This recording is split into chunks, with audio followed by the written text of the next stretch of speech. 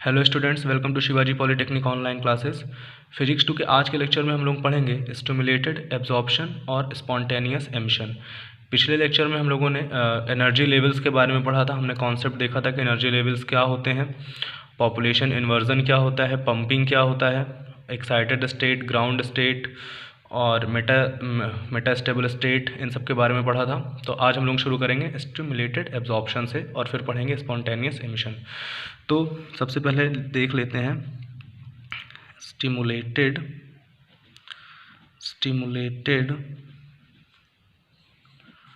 Absorption.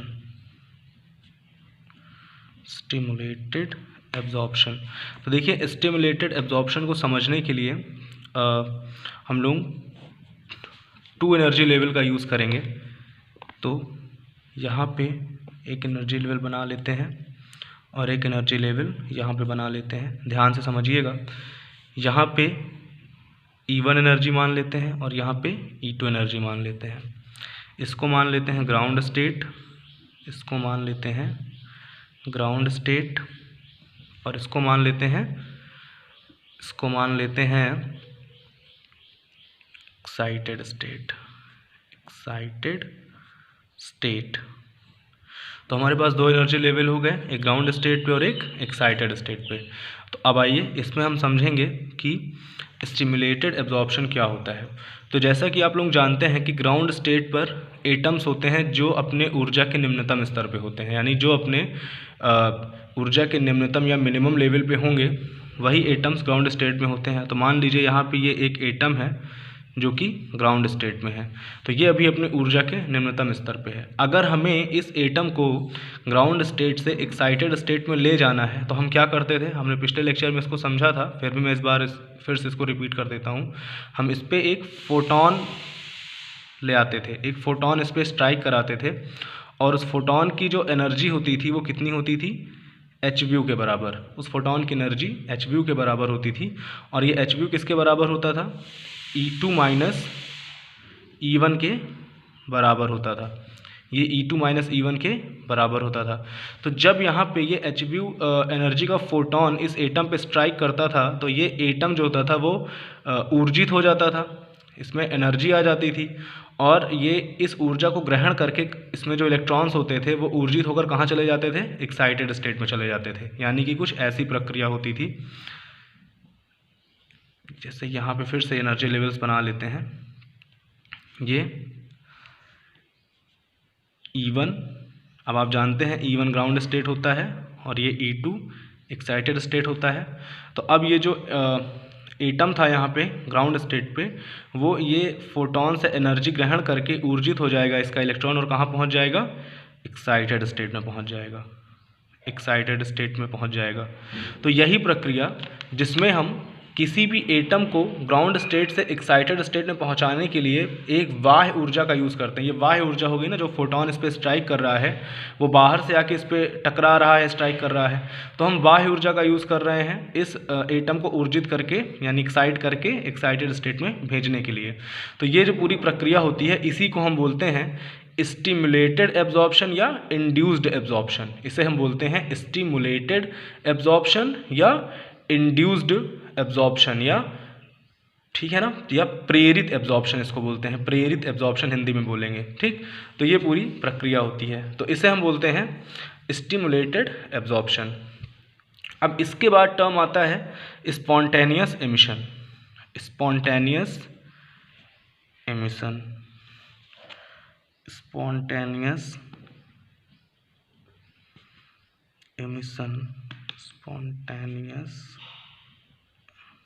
Emission. अब आइए देखते हैं कि स्पॉन्टेनियस एमिशन क्या होता है। तो स्पॉन्टेनियस एमिशन को समझने के लिए ज़्यादा कुछ नहीं करना है, बस हमें दो एनर्जी स्टेट्स बनाने हैं। पहले एक एनर्जी स्टेट यहाँ पे बना लेते हैं E2 और यहाँ पे एक E2 और E1 को हम लोग जानते हैं ये ग्राउंड स्टेट है और ये एक्साइटेड स्टेट है। तो अब जो स्पॉन्टेनियस एमिशन होता है उसको ध्यान से समझिएगा।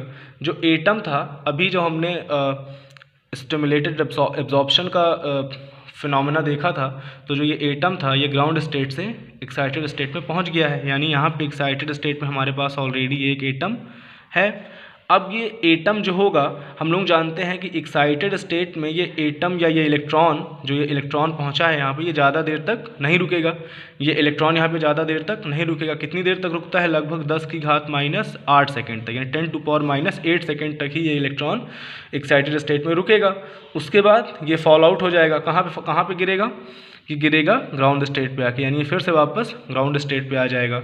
लेकिन यहाँ पे हमें एक चीज़ ध्यान देनी है कि जब ये इलेक्ट्रॉन ग्राउंड स्टेट पे आता है, जब ये इलेक्ट्रॉन ग्राउंड स्टेट पे आता है, तो इस पूरी प्रक्रिया के दौरान उसे बाहर से कोई एनर्जी नहीं दी जाती है, उसे बाहर से कोई भी एनर्जी नहीं दी जा रही है। यानी ये अपने आप ही एक्साइटेड स्टेट से मतलब एक्साइटेड स्टेट में मैक्सिमम 10⁻⁸ सेकेंड तक रुकेगा और उसके बाद कहाँ वापस आ जाएगा? ग्राउंड स्टेट में वापस आ जाएगा। तो इस प्रक्रिया में स्वयं ही ग्राउंड स्टेट में वापस आएगा। किस तरह से आएगा? यहाँ पे एक और डायग्राम बना के इसको हम लोग समझ लेते हैं।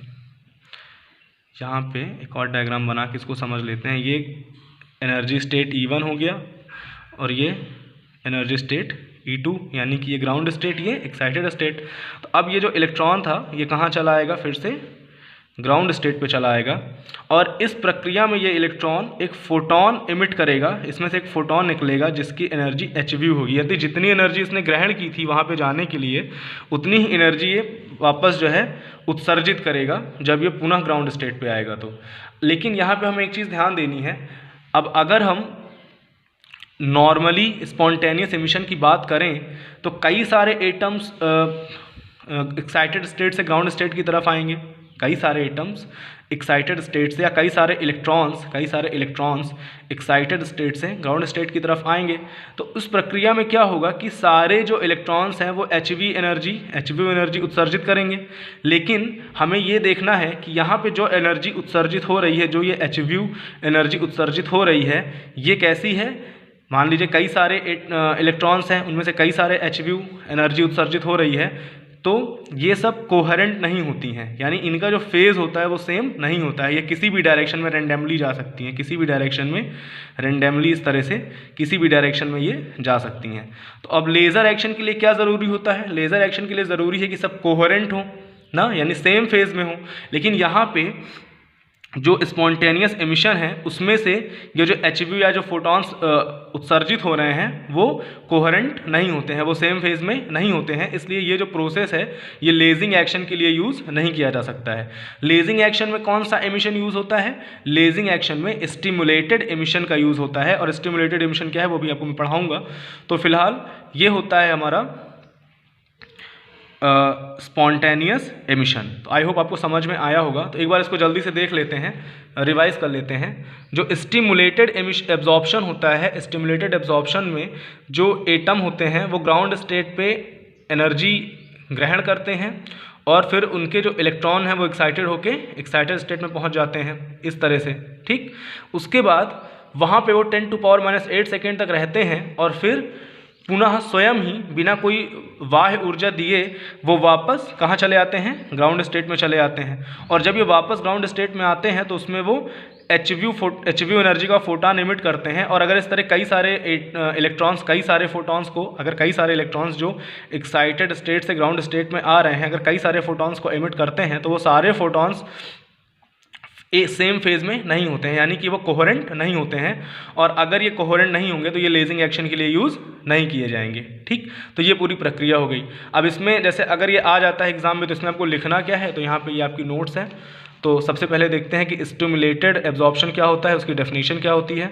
तो स्टिमुलेटेड एब्जॉर्प्शन ऐसी प्रक्रिया है, स्टिमुलेटेड एब्जॉर्प्शन ऐसी प्रक्रिया है जिसमें एक निश्चित ऊर्जा का फोटॉन ग्राउंड स्टेट पर स्थित एटम पर गिराया जाता है, ग्राउंड स्टेट पर स्थित एटम पर गिराया जाता है, जिसको ग्राउंड स्टेट पर स्थित एटम ग्रहण कर लेता है अथवा एब्जॉर्ब कर लेता है।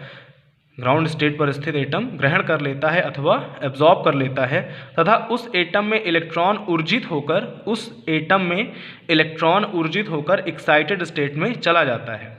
यह प्रक्रिया स्टिमुलेटेड एब्जॉर्प्शन कहलाती है। यहाँ पे देखिए ये डायग्राम बनाया गया है, डायग्राम आप समझ गए होंगे, इस डायग्राम को आप लोग बना लेंगे।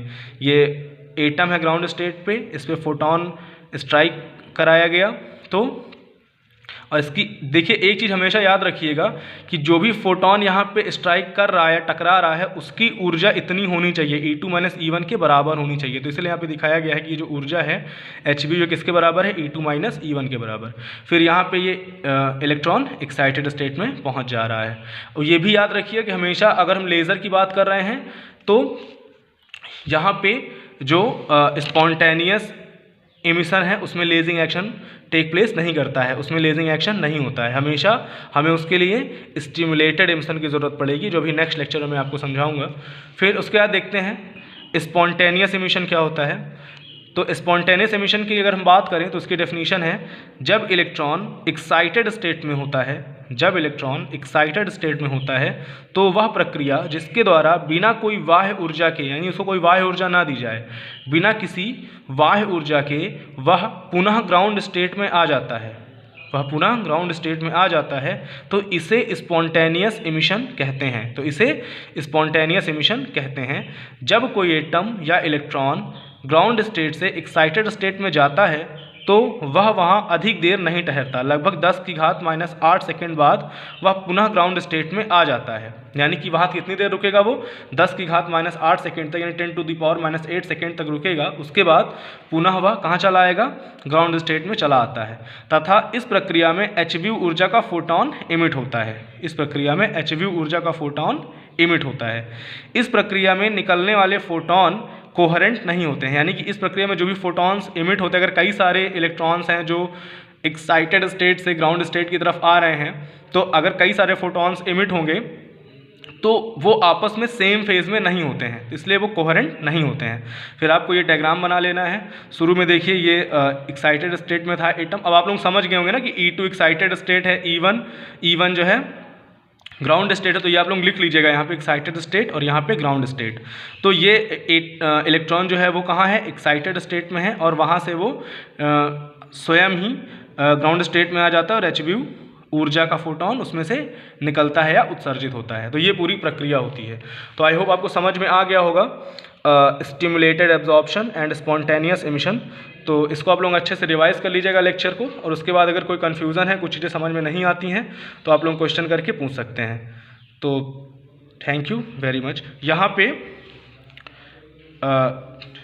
ये जो डायग्राम्स आपको समझाए गए हैं, इन्हें आप लोग अच्छे से समझिएगा और इन्हें बनाइएगा ज़रूर एग्जाम में, ठीक है। तो अच्छे से पढ़ते रहिए और जो भी कन्फ्यूज़न हो पूछ लीजिए क्वेश्चन करके, ठीक है। Thank you very much.